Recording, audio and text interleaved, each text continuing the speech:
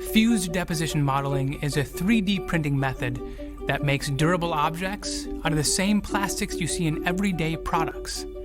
With FDM, the 3D printer takes a spool of plastic filament, melts it, and extrudes it onto a tray to build a part layer by layer from the bottom up.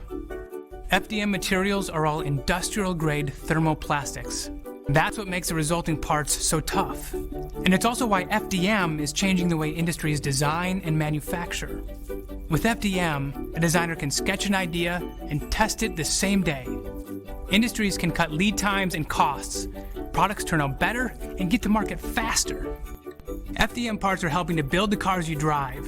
They're in the airplanes you fly in. They're in the medical devices that save lives. FDM is cutting waste in manufacturing. It's helping engineers power remote villages in Africa. It's helping farmers feed an ever-expanding population. And the ideas keep coming.